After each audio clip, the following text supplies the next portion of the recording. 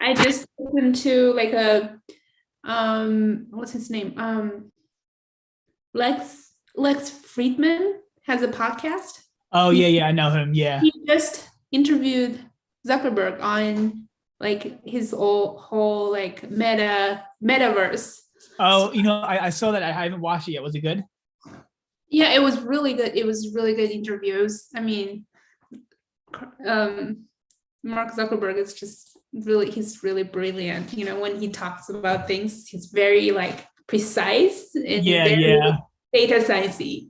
Yeah. So yeah, it's Oh, cool. cool. I should check that out. Yeah, is that like the team that you're on to work on like? So my specific team is I work on the software and the firmware for the Oculus device. Is that Google Glass kind of thing? Yeah, it's like like that white like pod that you see on people like they have on their face, and they have like the two handheld. Oh yeah. I've seen that's they like Ninja with it. And they also have like a they're doing like a collaboration with Ray-Bans to have like smart glasses or whatever. Like that's all bundled together. That's like the team I work under. Okay, cool. So are you in New York? Yeah. Well, in July I'll have to go in person in New York. So for now I'm just doing it remotely from like where I live in New Jersey. I'm in Mount Holly. You're in Princeton, right? Yeah. Oh, yeah. I'm still in Princeton. Princeton, yeah. I was considering moving over to Princeton because I was like, oh, that's close to New York. Because I don't really want to live in New York. Wait, where are you? Where are you now? Mount Holly. Where? So you know where Mount Laurel is? Not really, no. You know where Philadelphia? Sorry? Is that in New Jersey? It's South Jersey. I'm like 30 minutes away from you. Oh, is it 7:05? Oh. Yeah, 7:04. Oh, well, yeah, we should start. Yeah. Yeah, I'm going to hop off. I got my little one. Everyone have an amazing weekend. Charles, text me if you need anything. Gotcha. All right, guys, have a great one. Bye, guys. All right. Bye, Courtney. Thank you. All right, no problem. Okay, everyone. So I'm going to put the link for the Dropbox, a shareable link for the Dropbox. Hold up. In the chat, and we're going to work out code challenge 3:25:22. So I'll give everyone like 2 or 3 minutes to get that set up.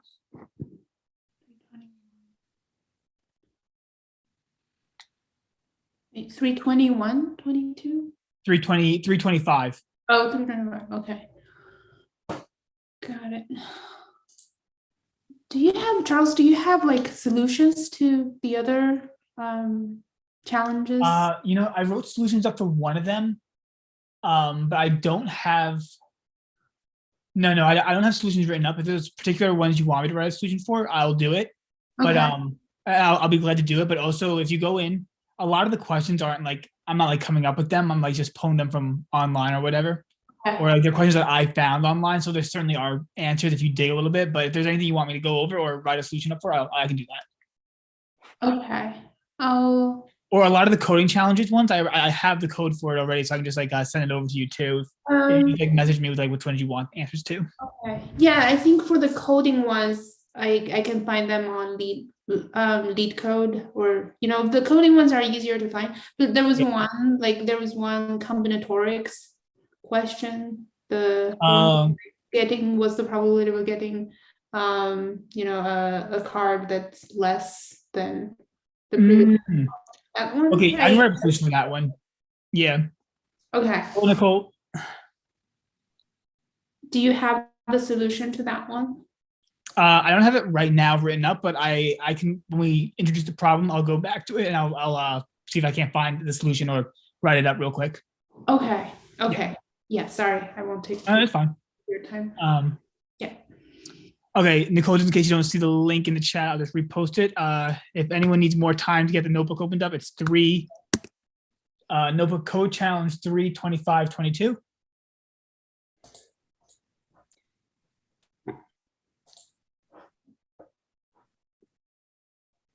All right, and we'll get started. So we'll start off with some probability today. So question is as follows. 3 friends in Seattle each tell you that it is raining, and each person has a 1/3 probability of lying. What is the probability that Seattle is rainy, assuming that the likelihood of rain on any given day is 0.25? So are there any questions on the problem statement?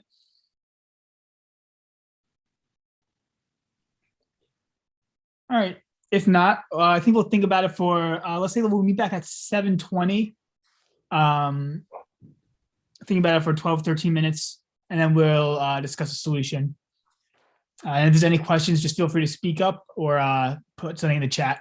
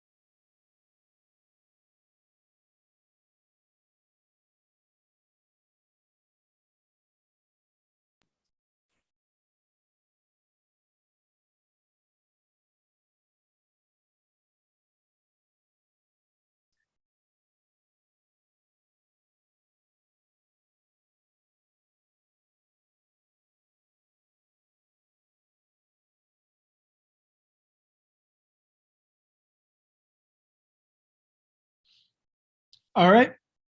I think we'll all reconvene. Does anyone have a solution or idea they'd like to share, an approach?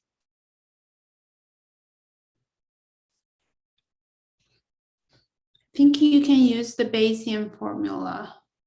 Yeah, exactly.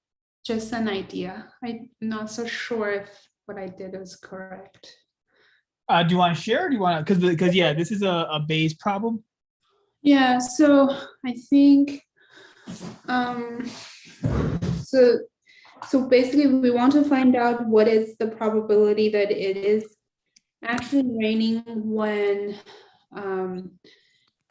when all three friends are telling you that it rains. Mhm.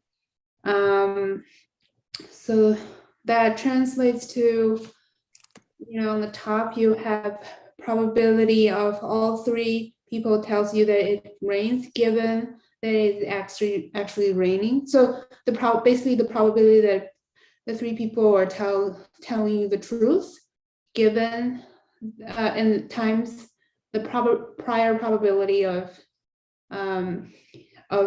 raining divided by the probability that all three people tells you that it rains, which Exactly.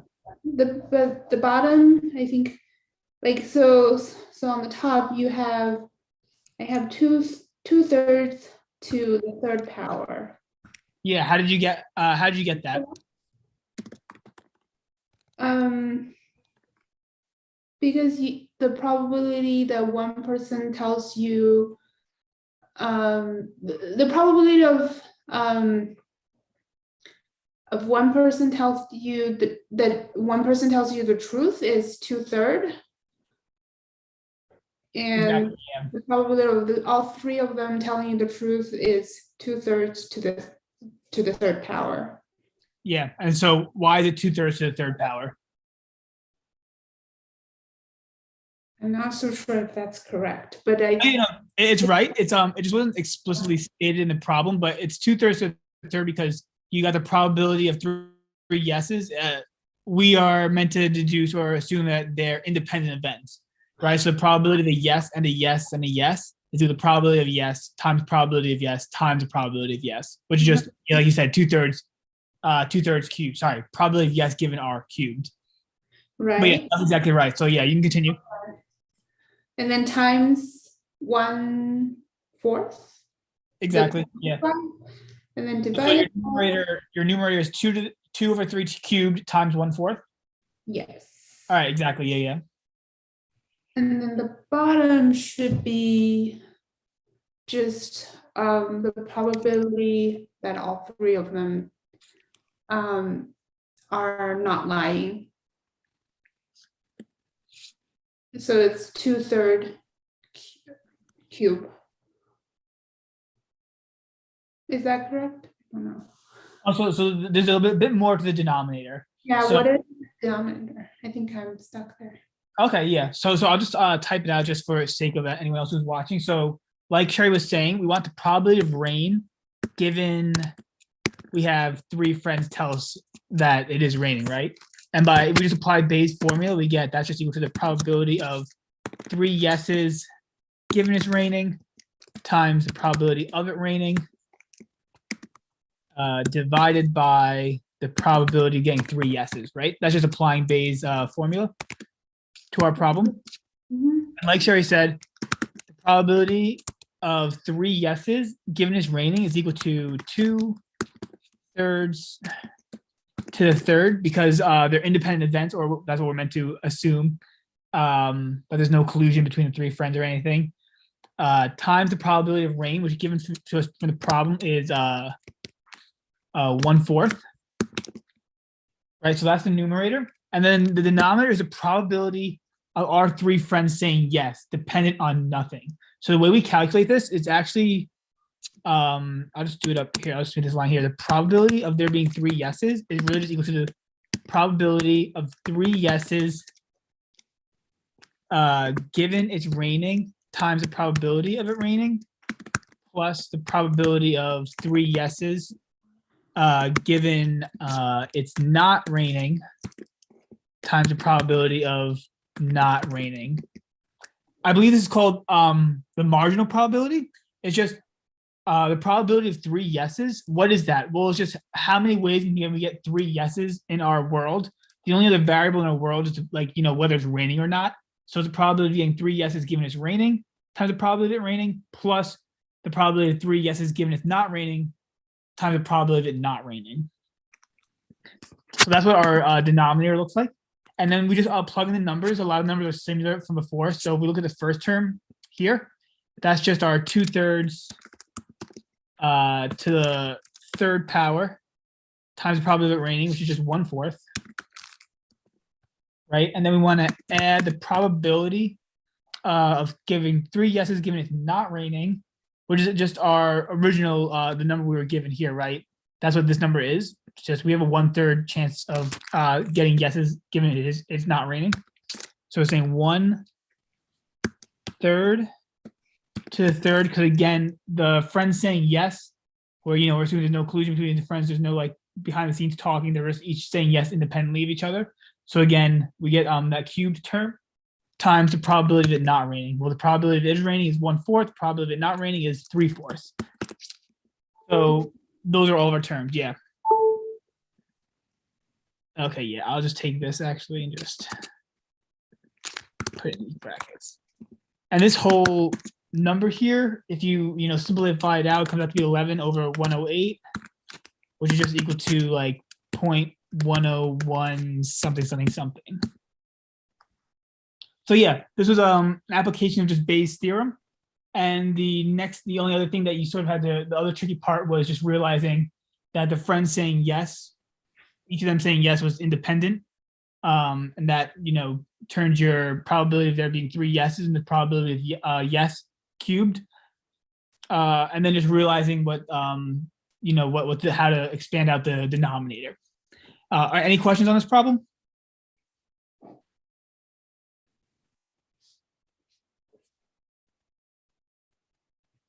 All right. If not, we will move on to the first SQL question. So if we click on the first link, follow it out. This might ask you to make an account. Making an account is free, so hopefully we should be able to log in. If you don't already have an account, I'll give everyone 2 minutes to make an account. If you want to, if you don't want to, that's fine. You can still, think about the problem. Yeah, I'll just give everyone just 2 minutes to make an account if they don't already have one, and then we'll continue on.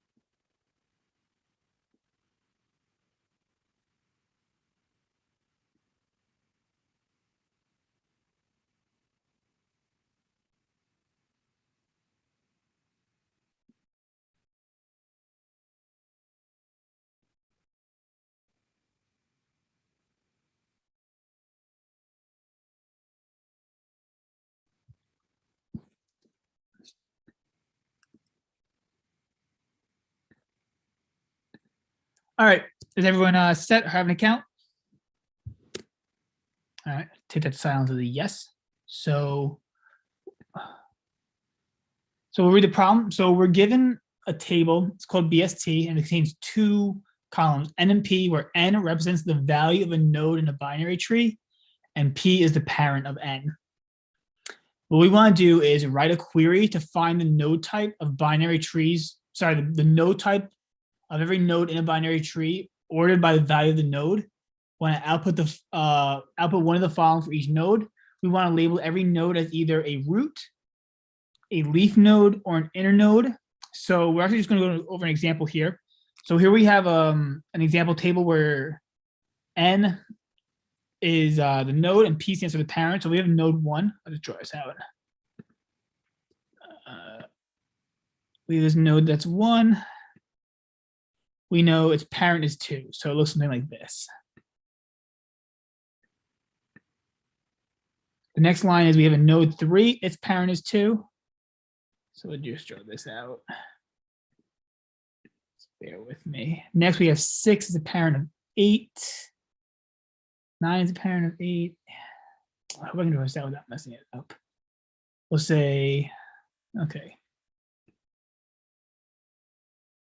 6. 6's parent is 8. Oh gosh. 9's parent is 8.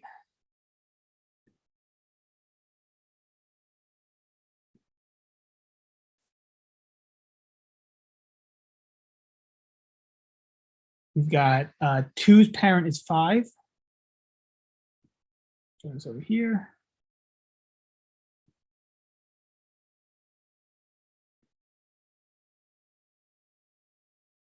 We've got 8's parent is 5. Oh gosh, okay. I drew in the wrong area. 8's parent is 5. And 5's parent is no. 5 has no parent. So if we look at the structure, we see the root is 5 because it has no parents. 2 and 8 are inner leaves because they have a parent. Sorry, they're inner nodes because they have a parent and children. And 1, 3, 6, and 9 are leaf nodes because they have no children. They have no descendant nodes. So that's what makes a leaf. That's what makes a node either a root node, a inner node, or a leaf node. And if we look down here at the sample output, should have 1 is a leaf, check. 2 is an inner, check. 3 is a leaf, sure. 5 is a root, 6 leaf, 8 inner, yeah, because 8 has a parent and children, and 9 is a leaf because it has no children. So yeah, we want to write a query that sort of outputs this information for us. Are there any questions on the problem statement or what a binary tree is or what a binary search tree is? It being a binary search tree isn't really relevant to the problem, but they just call it. All right, if there are no questions on the problem, I think we will, this one's I think a little trickier. Let's say we're going to reconvene at 7:45 to discuss any ideas we may have and go over the solution. And again, if any questions, just speak up or you can say something in the chat.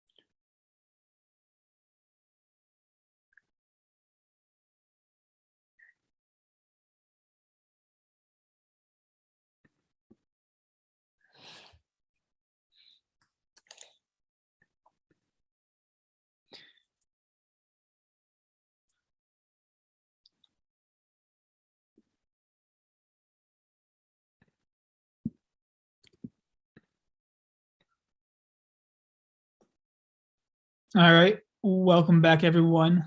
I think I said 7:45. I may have not. Okay. Does anyone have a solution they'd like to think about, or sorry, present, or a line of thought?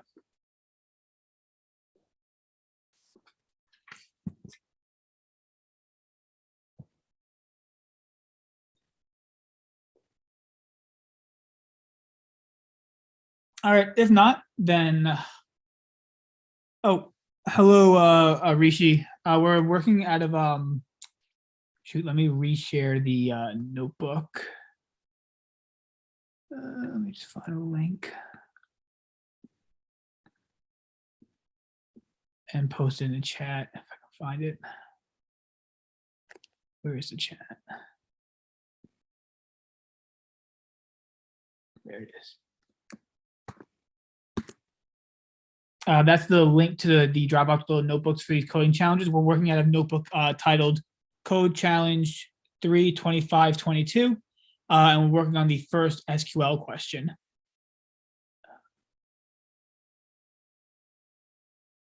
What does OBO mean?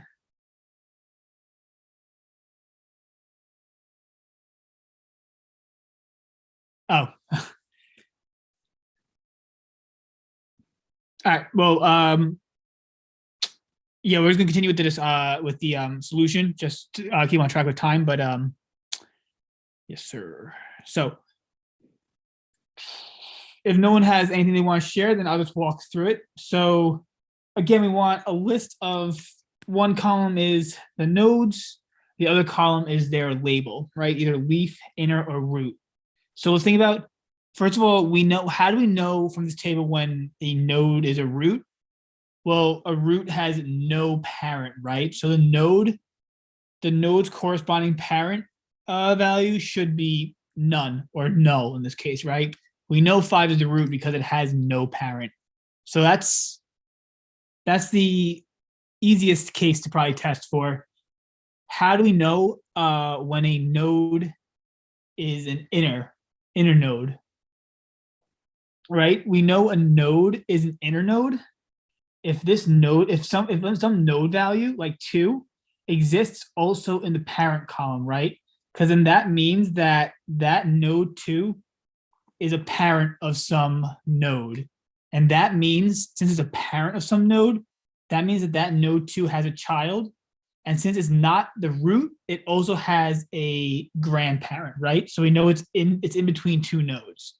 So just to reiterate again, we know a node like 2 is an inner child because we know it has a parent, right? 5, it's not, the parent is not null, so it has a grandparent. And we know it has a child because we also see that 2 is in the parent column, right? It's someone's parent. So that means that it has a child. If 2 is someone's parent, it has a child and it has a grandparent, so we know it's inner. And how do we know if it's a leaf node? Well, there's only 3 classifications of a node, right? We either have root, leaf, or inner. If it's not a root node and it's not an inner node, then it's got to be a leaf node. So it's just by elimination, we can determine whether or not a node is a leaf node. So now how do we code that logic? So what we're going to do is, what do we want to do? We're going to select, we'll select n, and then we're going to do, well, we want to look at each node case by case, right? So we're going to do a case when. So case, we'll say when. Okay, so we want to find the parent node, right? So how do we know when something's a parent node with this table? We know when we look through every row, we know that the node corresponding n value is a parent when the p value is null, right? So we're going to say when p is null, right, then this thing's going to be a root, right? That's the first thing, right? Is we go through every row, and if we see a row with a null value, we know that node is the parent node, right? Because it has no parent. That node is the root node because it has no parent. All right, the next case is we want to check to see whether or not it's an inner node. So how do we do that? We'll say when n in, and remember before we said n, we can say is an inner node if the node value, like before we said 2, if this n value is also in the p column, right? So we just want to search and see if it's the n value is inside the p column. All right, so when n in, so how do we select the column? Well, we can do certainly this way. Select p from, what's the name of this table? Oh, BST. All right. Right. So when we say when n is inside the parent column, then we know that it's an inner node because its parent value is not null, and it's also in the parent column, so it has a grandchild and a child. So let's say then inner, and then I'll say well, if it's not a root and it's not a inner, then we know else it's a leaf, right? And then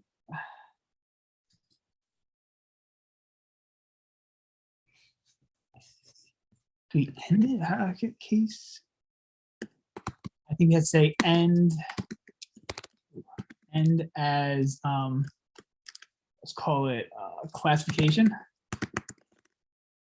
And the last thing we want to do, it will say, well, we want to select all this from BST. And then the last thing was we want to order it by the node value, ascending. So we'll say order by n, and it's default ascending. So this should be fine.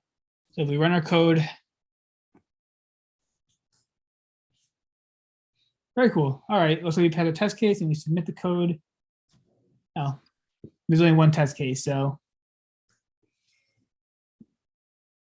very cool. So just to reiterate, we first check to see whether something's a root, and we know it's a root if we iterate through every single column here. We just look at the p value, the parent value, and if it's null, we know it's the root. We check for a child. We know something's a child if its parent is not null, and the node value, for example, 2, is also in the parent value. We know 2 is an inner because it's someone's parent, right? And it's not null. And then finally, if it's not a root and it's not an inner, then it's a leaf, just by elimination. Are there any questions on this code or binary search trees or binary trees or anything in this problem?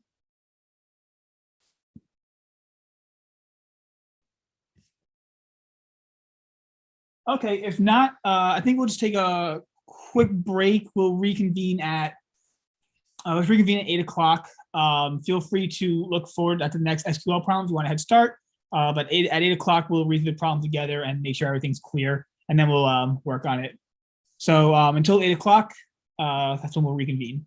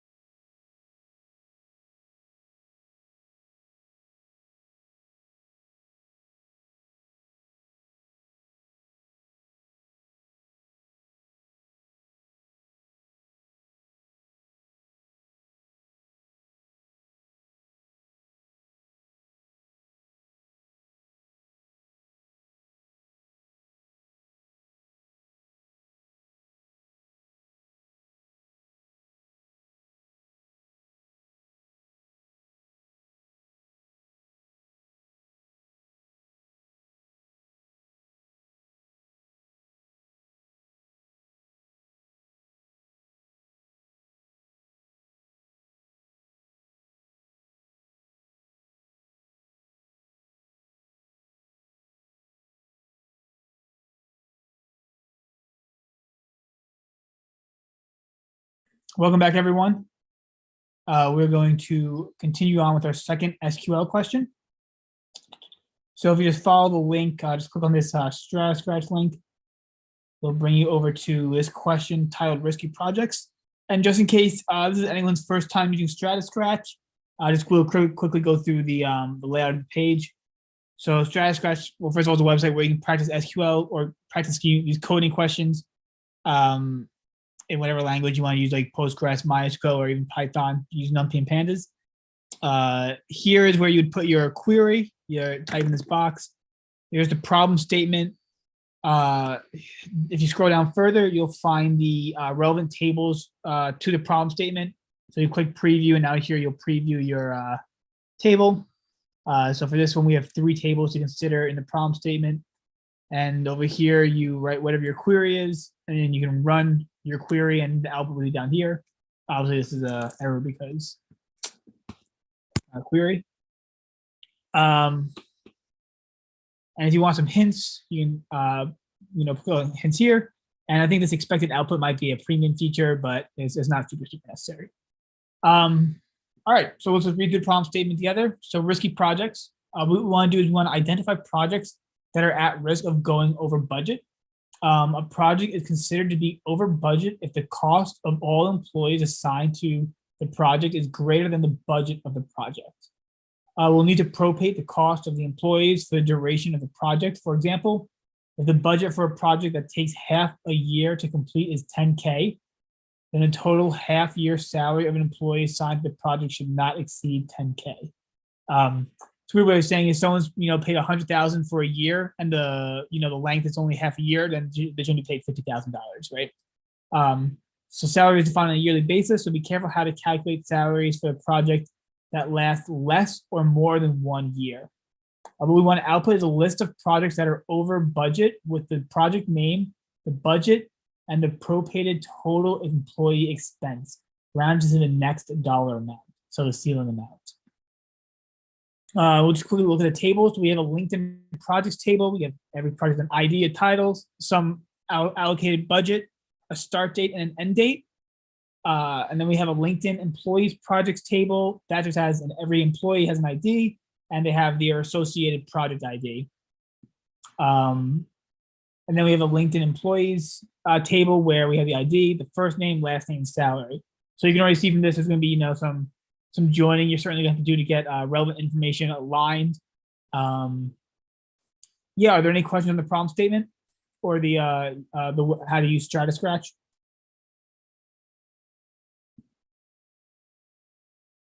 Okay, if not, I think let's go to, let's say 8:20. I think this one could be a little longer. I think it took me a little while to even understand what the problem was asking, what a propated rate was. So let's say we're going to reconvene at 8:20. We'll discuss the solutions. And again, if you have any questions on the problem statement or anything, or want any hints or any guidance, feel free to speak up or reach out to me in chat. We'll reconvene at 8:20. See you guys then.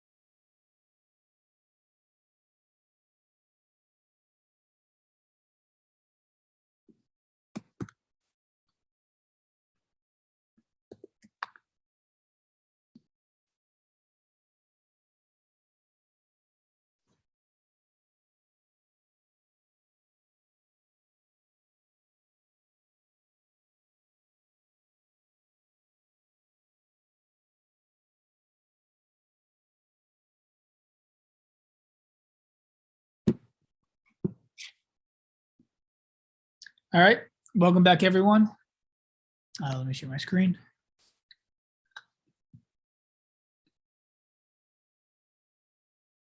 All right, does anyone have any thoughts they want to share about the problem? Any solutions, partial solutions?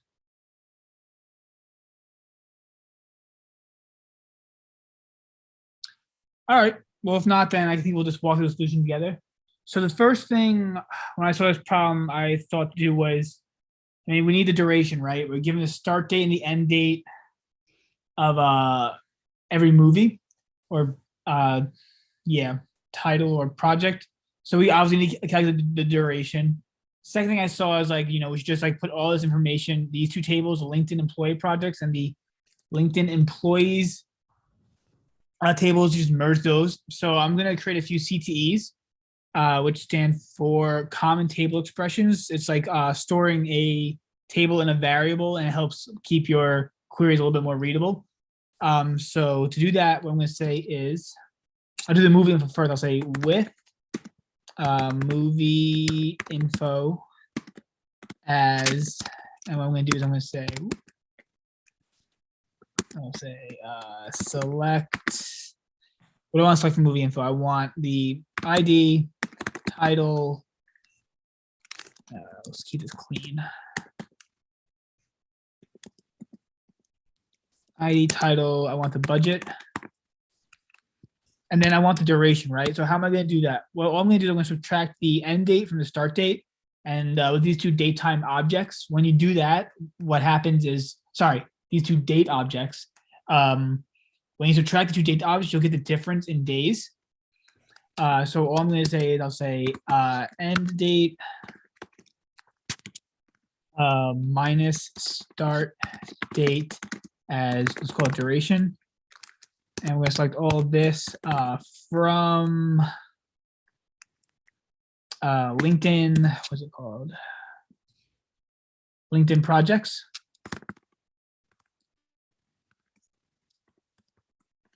From LinkedIn projects. All right. And so now if we look at this, if we just look at this table, just run this code, hopefully it, what's the issue? What's the issue? Oh, don't need that comma. All right, yeah.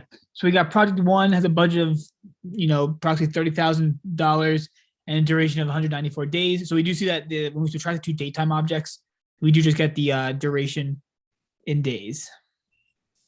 Sorry. 1 second. All right. All right, next thing I'm going to do is I'll make another CTE. This one's just going to have all the employee info all together, and it's going to make our main query a little cleaner. So what I'm going to say is I'm going to say select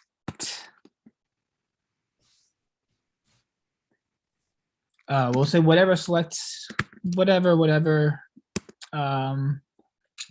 this we'll call actually this, we'll call it the employee info table. So we're going to say with movie info table as this, and we'll say employee info table as we'll make this a query. We'll select all, well, we'll select whatever from, what do we want to select from?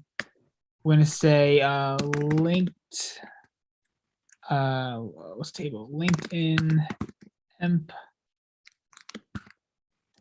projects, and just to avoid typing that, we'll give it an alias. Let's call it LinkedIn employee projects, LEP for short. And we'll left join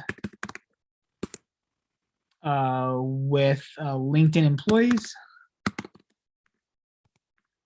And we'll call that just LE for LinkedIn employees. On, we'll just say LEP dot employee ID is equal to LE dot ID, LinkedIn ID. And then what do we want from this table? Well, we want, let's say we want LinkedIn employees ID. We want I will call this as ID. What else do we want? We want the LinkedIn employee.salary. We want the project ID. So we'll say LinkedIn employee.project ID. Yeah, so the employee ID, the employee salary, and their project ID from this table. And if I run select all from emp info, right? Hopefully if I run this, we get no query errors. Oh, perfect. All right, cool. So yeah, we just have the employee ID, their salary, and their project ID. Okay, so with these two CTEs created, oh, what did I do? Now we can get into the actual bulk of the problem. So what do we want to do? We want to find out all the employees in a movie, sum up all their prorated pays, right? So the next thing to do is figure out the prorated pay of each employee. So let's say first, let's just do select, let's just say select whatever, figure that out later.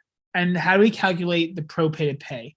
What we got to do is for every salary we have, we want to multiply salary by the duration of the movie divided by 365, right? That'll give us a number of years that the movie intended to go on, or the fraction of years that the movie's intended to go on.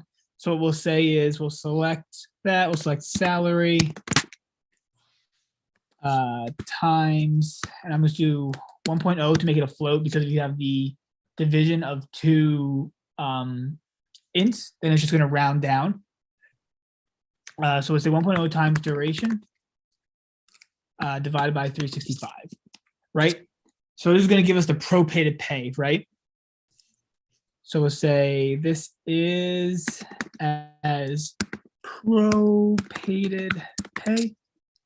It's clean. And then what is this from? This is just from movie info. From movie info, and we'll join employee info. And how do we join these two tables? Remember, these are the two CTEs we made before. And you can see why making the CTEs at this point is actually like advantageous, because we have a join inside this employee info here, and we're joining again these two tables. So you see how having these nested joins can really lead to like lack of readability. So at this point, we're just going to join it because we do need all this information together eventually. So we'll say just from movie info, join employee info, and we'll say on movie info dot ID is equal to emp info dot project ID. All right, select that. And now if I run this code, all right, cool. So we get everything from this join table, and then at the end here, we get the prorated pay. All right, nice. So what do we have now? We have every employee, every project, every employee on each project, and every employee's salary, which we don't really need, but we have their prorated pay. That's what we really did need, right? So the next step now is we want to, for each movie, figure out what the prorated budget or some of the prorated pays is. So what are we going to do now? What from this table, I'm going to say select whatever from I'll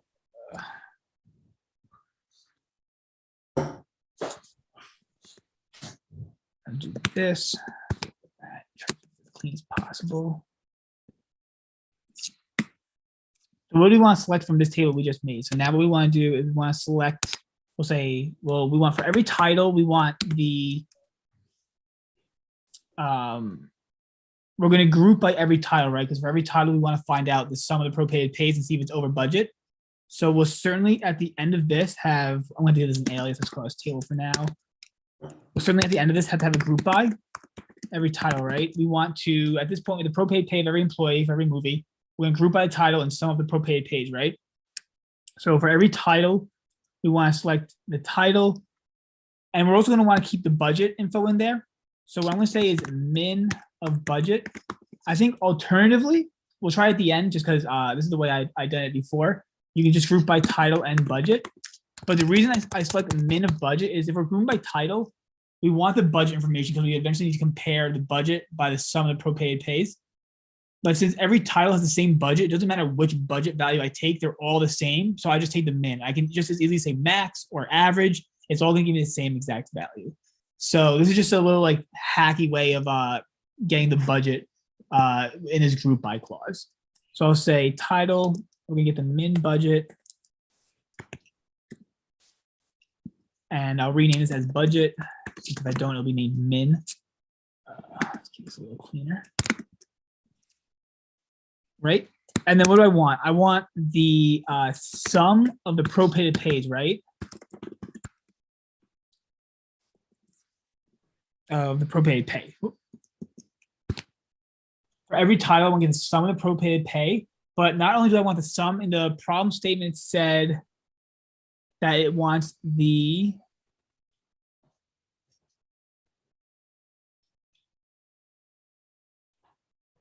it raised to the next dollar amount. I'm trying to find exactly where it says that. Right down here. Round to the next dollar amount. So we get the sum of pro-paid paid, which could be, you know, whatever, $14,375,000.16. We want to round that 16 cents up to the next dollar amount. So all we got to do is say seal of this pro-paid pay. And we'll call that as tote pro-paid pay. And then that's about it, right? We have our title, we have our budget, we have our seal. And from this table, group by title, if I run this, hopefully there's no errors. Oh, we got a syntax error. Near from. Oh, that comma, I don't want that there. All right, so now what we see is we have for every title, we have the budget and the total pro-paid pay, right? So now all we have to do is figure out which titles are over budget. We just compare the budget to the pro-paid budget, right? So the last thing we do is from this whole table we have here. From here, we want to select all from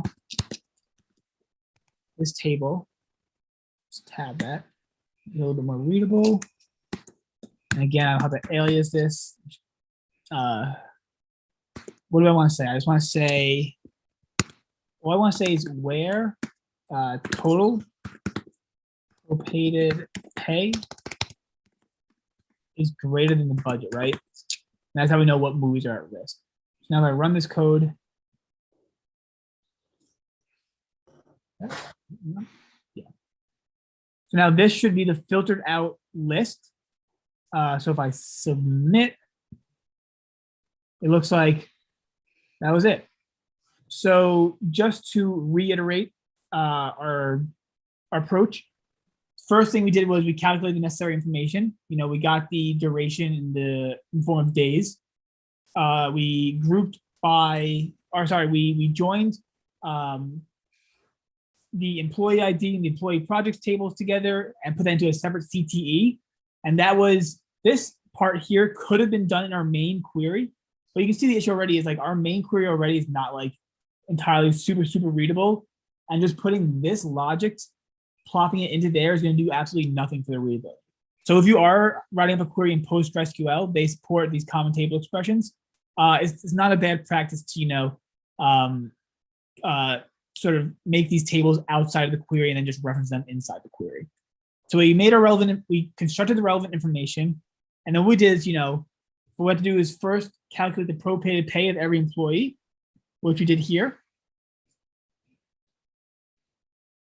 Sorry, we did that here, right? And then once you have the pro-paid pay of every employee for every movie, what we want to do is group by every movie right here. And we want to select the title, the budget, and then the sum of the pro-paid pays for every movie, right? And then at the end, all we want to do is we have a table of the movie, its budget, and its total pro-paid pay.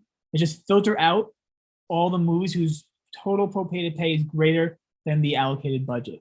That's just this final line here. And again, like I said, let's see if this works. It should. Is this min budget, which is a little hacky because we wanted to, keep the budget information.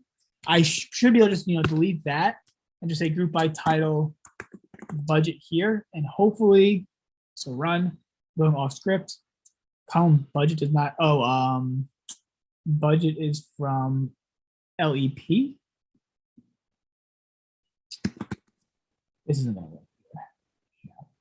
The issue is I didn't give budget this is what happens when you go off script. I'll come back to it, but there certainly is a way to do this. But yeah, are there any questions on the logic or the approach to this problem?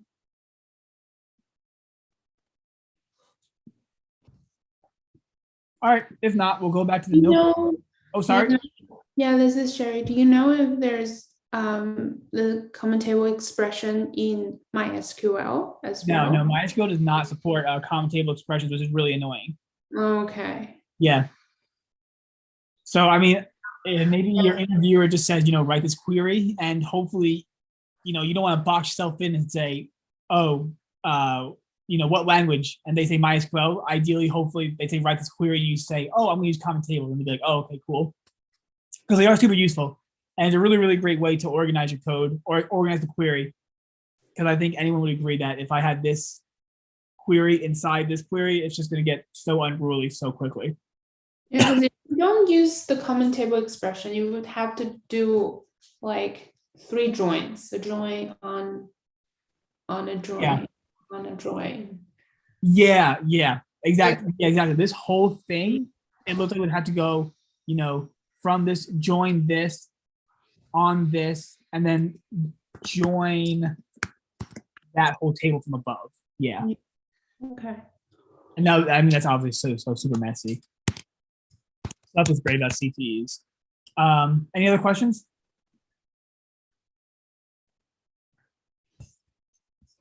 All right, if not, we're going to go back to the code challenge, and we're going to finish off with this Python coding challenge. Just click on the link. You shouldn't need to make an account for this, I don't think. Lead code. All right. So we're given an array of meeting times, these intervals, where every interval, we're given a list of lists where every element is an interval with a start and an end time. And what we want to determine is if a person could attend all the meetings.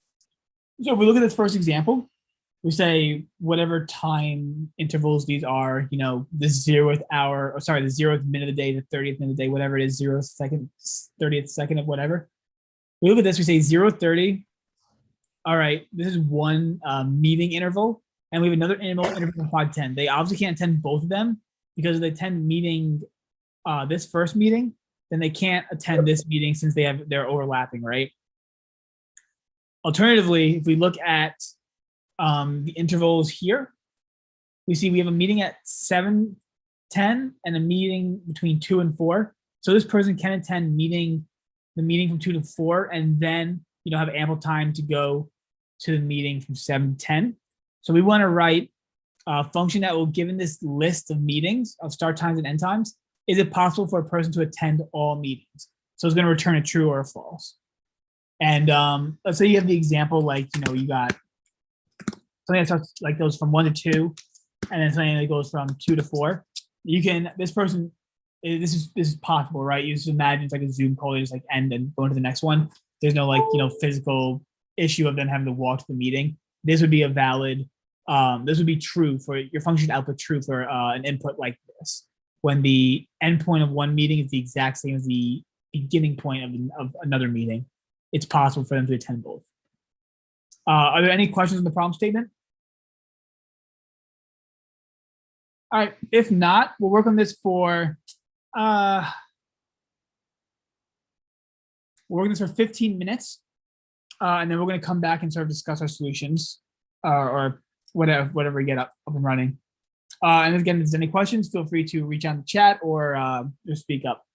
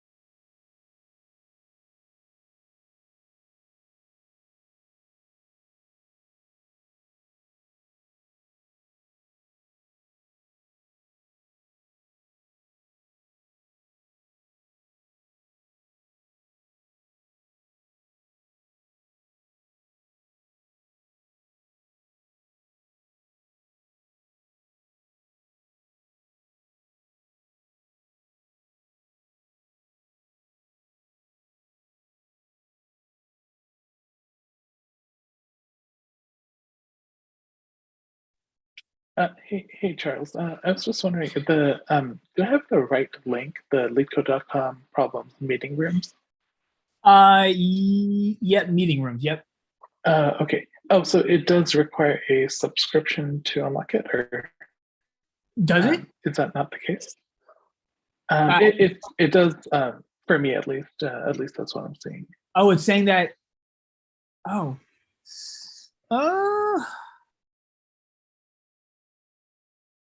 Do you mind just sharing your screen for a second so I can see what it looks like? I thought this one was free. Jeez. Okay, sorry. So we can still do the problem. I will just share my screen so you can see the problem statement, and I'll provide a few test cases for you to test your code against. You just have to open up like a Jupyter notebook or something and write the code there. I didn't realize this wasn't free. So I do have a premium subscription, so it just unlocks everything. And I try to be decent about making sure I don't put this on, but every once in a while something slips through. Let me just share this. So you can see the problem statement now? Yeah. Yeah, so you just open up a Jupyter notebook. You don't even need to type this whole thing out. You just def can attend, just take some list, and you just write your whole, whatever you need to do here, and just return result or whatever. And I'll while you work on that, I'll put some test cases. Well, actually, you can use these test cases here to test your code. Or if you want me to run your code, I'd be more happy to run it in my environment. And that's the same for anyone else. Sorry, I didn't realize it was a locked problem.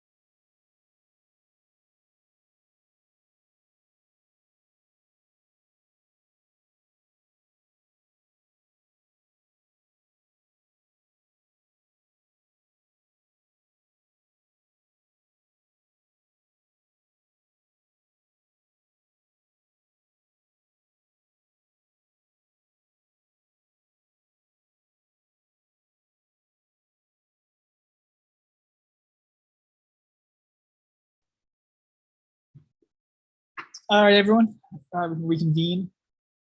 Just real quickly before for the last problem, the stratisfaction problem, I realized goofily what I had done incorrectly when I said that before we did this like hacky min budget thing to sort of transfer over the budget information because we had a group by, so we had to aggregate it somehow.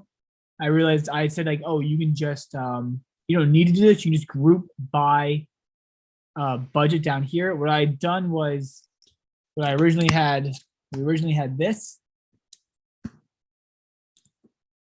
right? And what you can do is instead of saying min budget, you just group by budget because we know that the budget for every tile is going to be the same.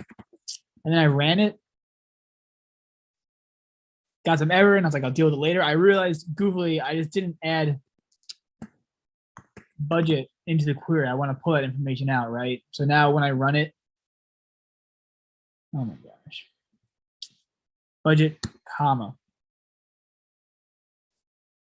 I get the information I wanted, right? So that's just like sort of, I guess, more legitimate, less hacky way of getting the budget information out. But anyways, just wanted to, if anyone's curious about how to do that, that's how you do that. So meeting rooms, just one second, how much time do we have? All right. So does anyone have any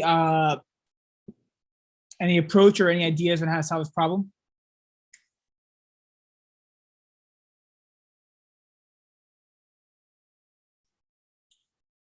All right, if not, then I'll just walk through my solution. So the first thing I thought was, well, we can see from this second input is like the intervals aren't necessarily sorted for us. This one looks pretty nice because it looks like they're sort of in chronological order, but this one's not. So I think we can't assume that these things are sorted. So the first thing I want to do, I'm going to say, I'm going to sort the intervals.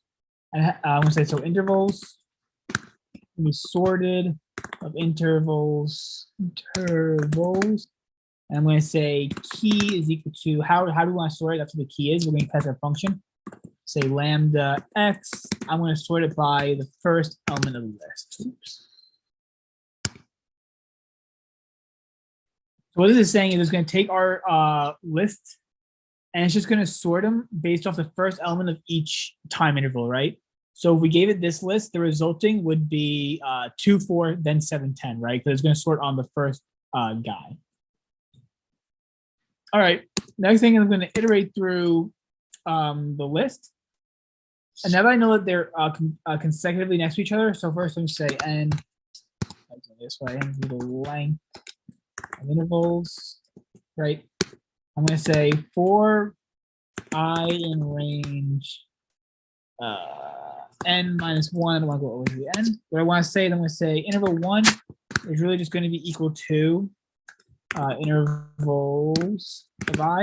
And interval 2 is going to be equal to intervals of I plus 1. So I'm looking at interval 1 is some interval, and interval 2 is just the next interval. And I know it's the next closest interval in time because I've sorted them, right? So now I sorted all these intervals. How do I know if I can attend every interval, right? I'm starting at the beginning. I can certainly attend the first one. How do I know if I can attend the next one? I need to check to see whether those two intervals intersect, right? Whether there's any overlap. If there's overlap, then I obviously can't attend both of them. But if they're not, then I can attend the next one, right? So, and that's what we're going to do iteratively through the process. I'm going to look at the first interval and the next nearest interval in time. Like, we sorted it by the start time. I'll say if there is an overlap between the two, then I can't attend them. I'm going to break out and return false. But if there is no overlap, then I'm going to look at the next two pairs of intervals. I'm going to see if they overlap, right? And because I sorted them by their start time, I'm guaranteed to be looking at the appropriate intervals at all time because I know that I'm not going to have like an interval from 0 to 2 over here. And the other side of the list, I'm going to have an interval from 1 to 3, right? With a bunch of stuff in the middle because, oh, we have a solution. Okay.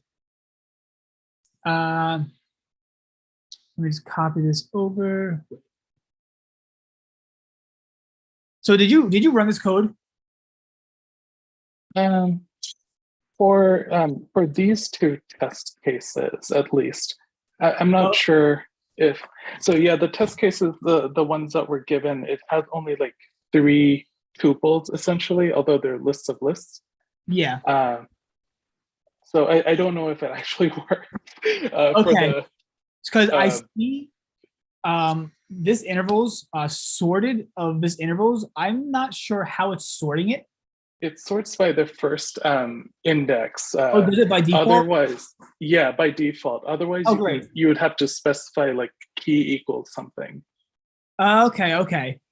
I didn't know that I did that by default. Okay, so you did exactly what I did over here. So then this is actually redundant on my code. Okay, and then you say, okay, yeah. It looks like here you say. Yeah, I should have named like for first element and second element in we're looping over this 2 by 2. Yeah. So I had to look up how to do that, and then I was like, oh yeah, this makes sense. We can we start. I think you could have an I and a J if you're writing this in like Java or something. But oh, actually, sorry, I and I plus 1. But then I think what you need to do is the if statement. You check if the second's start is less than the first end, and then you return false, and otherwise, presumably, there's no intersection. Close. So yeah, that's it. The entire idea is just one more thing you need to check. I'm actually going to write the intersect function over here. So I'll say def intersect. I want to make sure. So I'll look at interval 1 and interval 2, and we know because we sorted it, interval 1 is less than interval 2 already. So what I'm going to say is I'll say if I1 of 0 is less than or equal to I2 of 0, which is less than I1 of 1, right?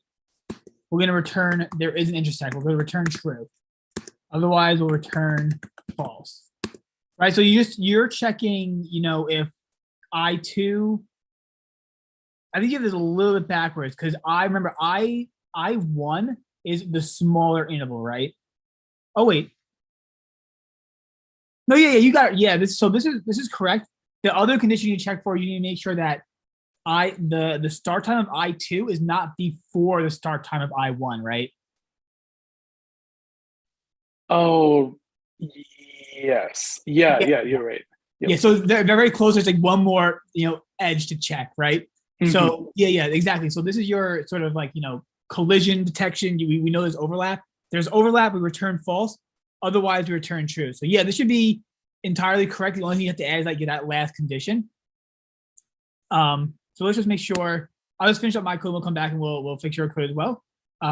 Just for now, I'm gonna count that out. So we'll just continue on. So I'm doing it this way with this for loop for I. We're looking at the ith interval and the next I plus 1 interval. I'm going to say if intersect of I1, I2, right? If there's an intersection, then we return false. Else, we get to this whole loop and we haven't at any point hit this return statement, then we know there's no intersection, then we can intend all the means, right? So then we want to return true. And hopefully my logic is all correct. I run this code. Oh, I sign in. Oh, let me just copy this just in case it tries to throw me out. Oh, I am signed in. What's going on? Refresh the page.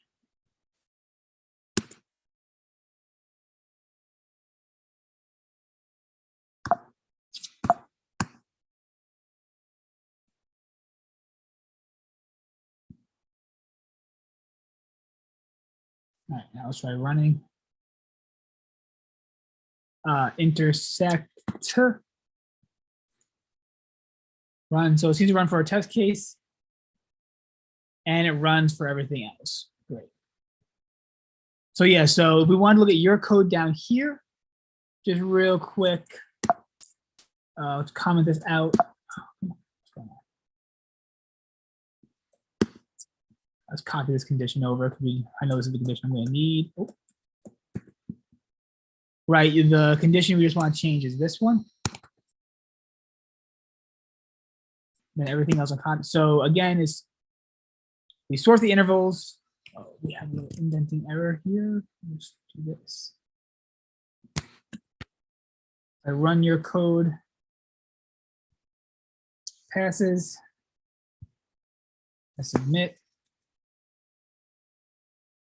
get a wrong answer. What's the issue?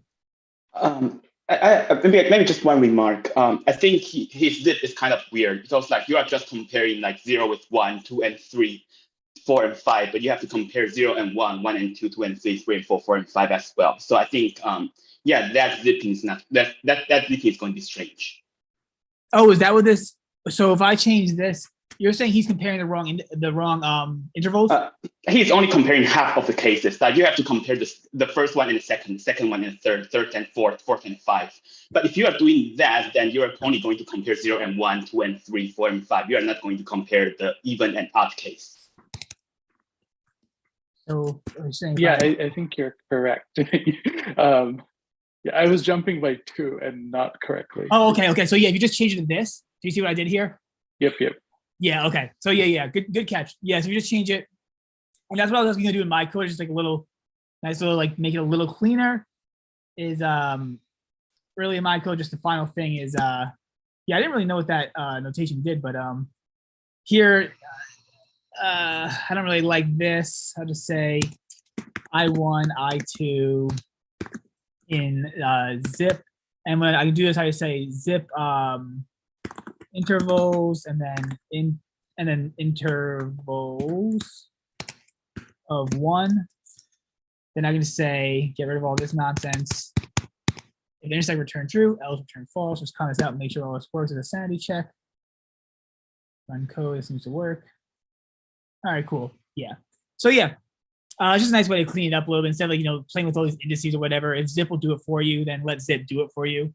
But yeah, the idea was, sort all these things that you need to sort and then just check every successive pair, make sure there's no intersection. Are there any questions on the approach to the problem, the solution, or anything in the code? Just one thing. So sorting is expensive, presumably. Is Sorting there is a way? Time complexity n log n, yeah. Oh, yeah, it's n log n. I couldn't think of a way to look at this without sorting. Is there an amazing solution that somehow does it without sorting? There may be. You're welcome to look into the solutions tab or the discussion tab. The problem is locked. Off the head, I do not see a way, because if the list is not sorted for you, then this is obviously an O of n solution. Or sorry, if the list is sorted for you, then this is obviously an O of n solution. But since it's not sorted, you're always going to have to look at successive time frames, right? I think that's what I'm trying to convince myself of, is like I'm always going to have to look at successive time frames, so I always need to know the successive time frames. And the way I know that is just by sorting them. As to whether there's like a unique, I'll look into that, but I think this is actually, if we just go down here, let me see. We can actually look at, if I go to the description, let's see what related topics are. Let's see there's some weird, it's a sorting problem. So I don't think there's a way about it. Like the way they wanted you to do this was to sort. If I go to the discussion tab, let's see if anyone has anything that looks crazy. Sort, we've got someone using a tree map. Oh, following version which use tree map form better than simple sorting based algorithm. The general idea is that if the conflict is present earlier on in the input array, then you will find it much quicker than O n log n, although the worst case complexity is still O n log n. Okay, so you can be tricky and try to use like these dictionaries or these hash maps or whatever. And maybe in practice they'll run faster, as this guy is claiming. I don't exactly know what he's doing.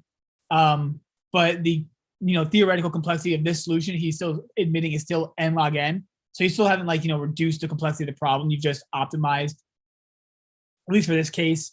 I don't know if anyone else, 10 lines C++, standard Java, using an interval tree. That sounds like a tree map to me. And if this is a tree map, and oh my God, look at all this code. So I think potentially maybe there's more investigating I can do with this problem. But I mean, I don't see anyone here who's saying like, you know, oh, O(n) solution. No one here is saying O of n, and I can actually just sort. Let's search. Oh, we have a Java O of n. Oh, we got someone saying O of n right here. I'm not gonna read this code right now. So allegedly, there's an O of n solution, some elegant, or sorry, not elegant, sophisticated O of n solution. But I don't know right now. I couldn't tell you exactly if that actually works or whatever. But yeah, any other questions?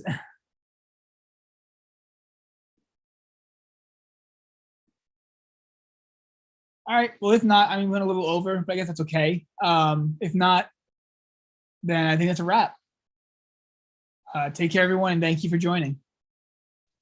Thank you. Yeah. No problem. Take care. Thank you, Charles. Thank you. No problem. Take care.